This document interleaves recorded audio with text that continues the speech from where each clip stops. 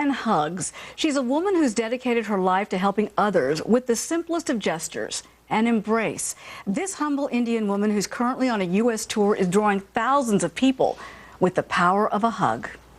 I recently caught up with a special holy woman in New York City who's affectionately called the Hugging Saint. I think that it's almost magnetic. You get drawn here. We have a heart which is so locked up, and Amma can just open it up a little bit. She's a lot like Mother Teresa. She is a selfless servant for humanity, a soft-spoken woman whose love and compassion touches all corners of the globe.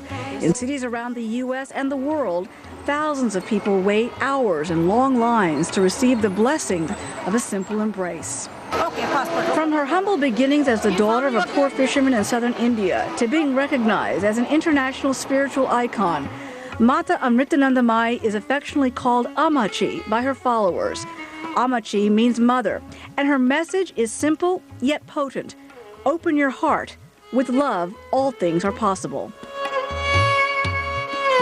Seen as a modern-day saint of compassion in India, she often sits for 16 or more uninterrupted hours giving darshan, a Sanskrit term which means vision and is used to describe the meeting with a holy person. She listens to people's troubles and whispers blessings in their ears without pause for food or a sip of water. She rarely gets more than 2 hours of sleep a day. It's estimated that she's given hugs to more than 26 million people. If you ask her what her religion is, she'd say her religion is love.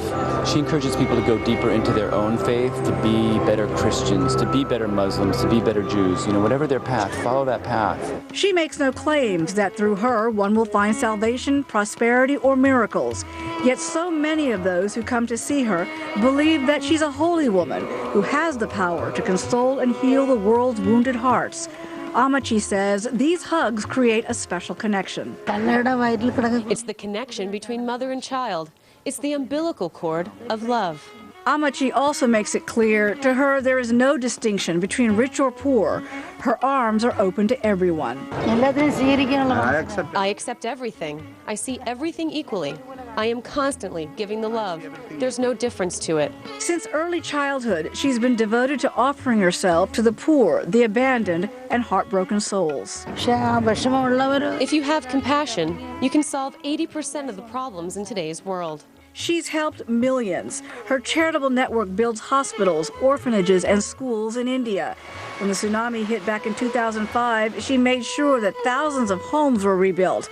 Here in the U.S., she's raised more than $1 million to help the victims of Hurricane Katrina. Ammachi believes that everyone can make a difference. What I feel is that in today's society, everyone should become a role model. Everyone should set an example. Everyone should become noble. It all begins with unlocking the heart. That's Ammachi's unwavering mission, rooted in the belief that this can change the world. If there is love, there is hope. Love is the only hope. Love is like the cool, gentle breeze that can remove the dark clouds of negativities. You know, people often ask if she gets tired from sitting for hours hugging people, and she happily says no, that she receives lots of energy from doing this. And from the U.S., it's on to South America, where we hear big crowds will be waiting for her there. Eric? What an inspiration and what a spiritual story. An amazing woman. Absolutely. Well, we're a little more than 22 hours away now from the opening bell on Wall